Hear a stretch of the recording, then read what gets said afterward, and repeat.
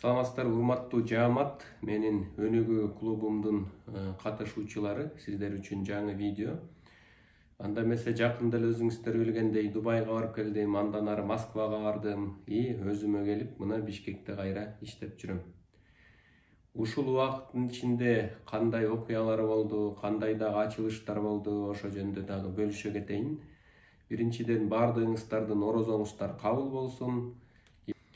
Анда эмесе мына мен Дубайга бардым, Дубайдан кийин Москвага бардым и эң башкысы ушул Москвада көп адамдар менен жолуктум, аларга консультация бердим и кандайдыр бир дагы бир бекем ойго келдим.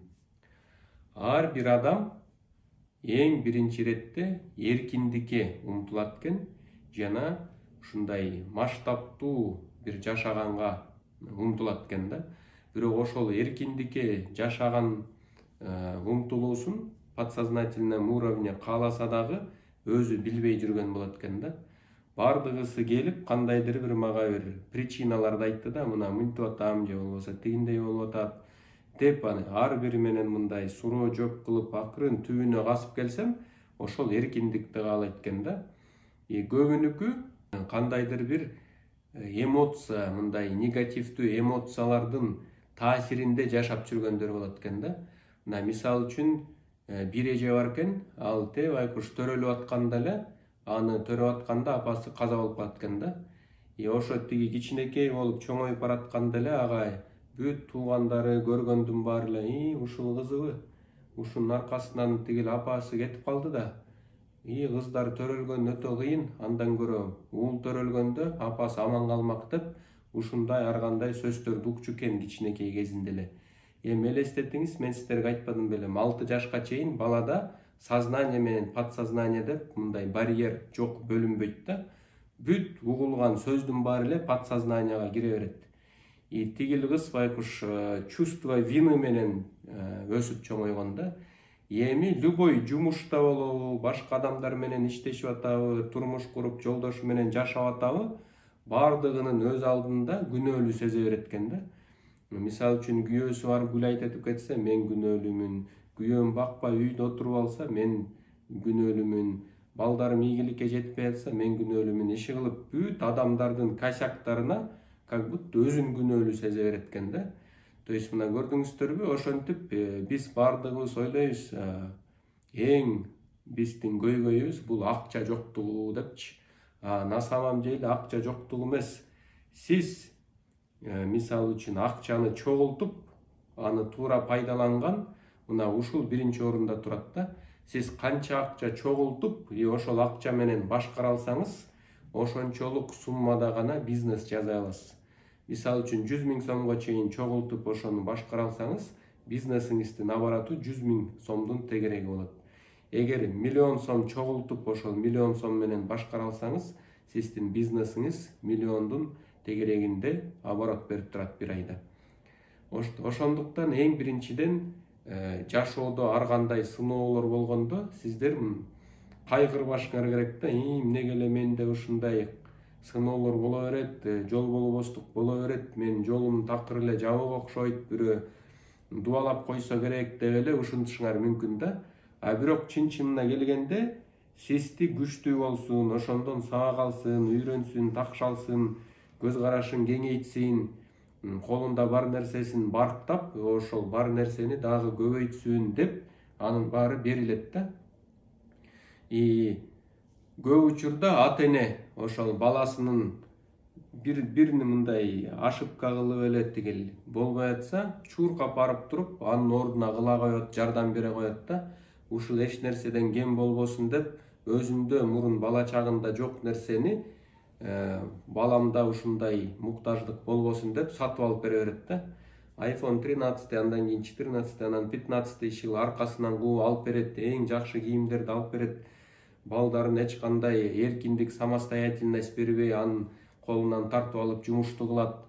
Ушинтип отурса, анан элестет, эгерде бала өзүм чечим чыгара албаса, эгер бала өзү инициатива көтөрүп, ошол инициативасын аягына чейин жеткире албаса, эгер бала бир нерсени жазайын деп ошого даярданып атса, ата-энеси жок кылба, андай кылбашың керек, мындай кыл деп өзүнүн тандоосун балага кыйгарып койсо, анда тиги бала кадимкидей эле айдалма койдой эле болуп калат да.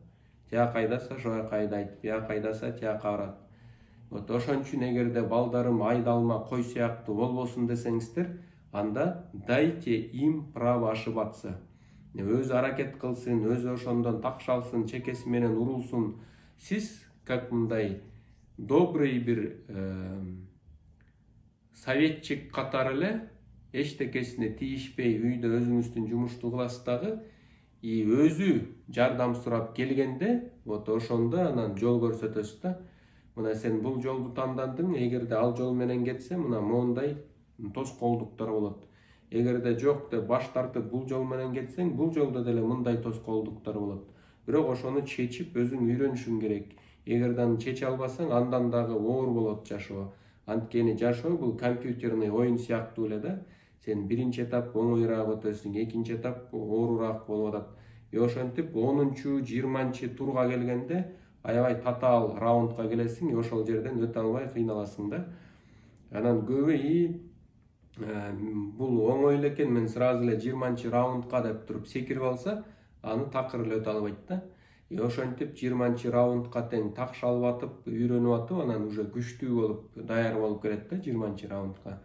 Жашоо деле ошондой. Ар бир чактын өзүнүн түйшүктөрү бар, ошондон сабак алып, үйрөнүп, көз карашын кеңейтип жашаш керек. Анан баласы кийин тиги ата-энеси балдарын башкарып көнүп алат да. Алар чоңоюп 20дан ашса деле, алардын жашоосу менен башкара берет да. Өзүнүн болбой калган ошол ата-энеч мурун көрбөй калган жакшы бир ийгиликтери жок болгон үчүн ошол ийгиликтерди балдарым аркылуу жетем деп туруп, аларга кечке эле контролдоп жол көрсөтө берет да. Кадимкидей кукловод болот. Ары барсын, бери барсын деп ал байкушту манипуляция кылып, чувствойны кылып, иши кылып, ушинтип атып, айдалма кылып көндүрүп алат. Вот ата-эне эң биринчи баланын жашоосу менен жашайм деп аракет кылбаш керек. Анткени ата-эненин өзүнүн призваниясы болот да. Ар бир адам бул жашоого эмне үчүн төрөлөт? Эң биринчи Кудай Алла Тааланы тааныш үчүн, экинчиден ошол Кудай Алла Таала эмне үчүн жаратты, кандай күчтүү тарапты берип, мага предназначение, ушул жумуш үчүн, жазаш үчүн жаратты, ошону табыш керек да. Ошондо адам мисал үчүн тегерек болсо, адамдын ичинде бир ядро бар да. Ошол ядродо предназначениясы турат. То есть адамдын борбору, адамдын центри бул анын предназначениясы.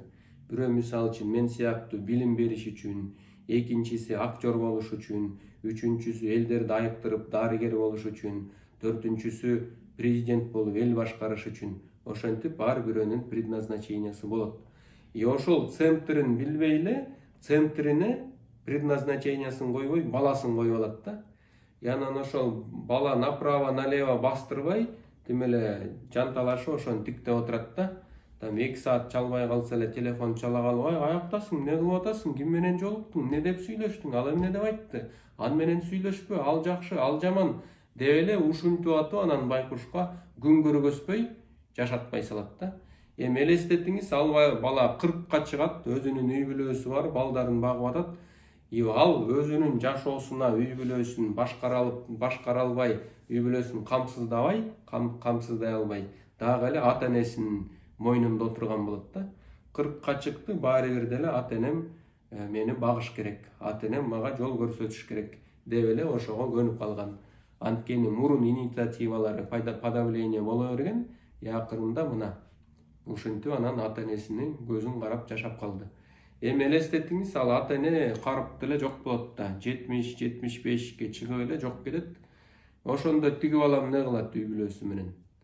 Вот настоящий түйшүк ошол ата-энеси аркы дүйнөгө кеткенде, эч кимиси жок калганда, вот ошондо өзүнүн жанын бага албай калат.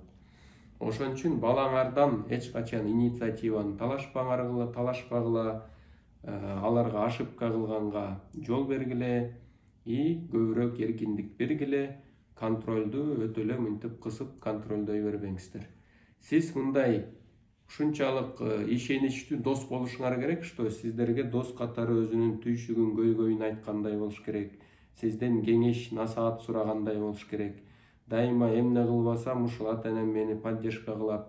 Ушундай жөлөк таяк адам болушуңар керек да.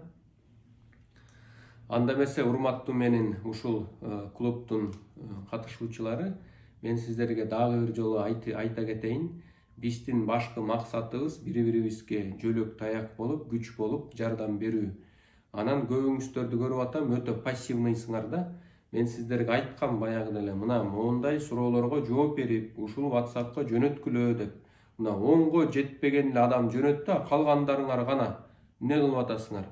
Же ойлоп атасыңар, мен жалгыз өзүм жолум менен кете берсем, эч ким тийишпей, мен эч кимге тийишпейм, өзүм менен өзүм болом десеңиздер, кандайдыр бир узакка чейин жетесиңер, бирок андан ары кете албайсыңар да.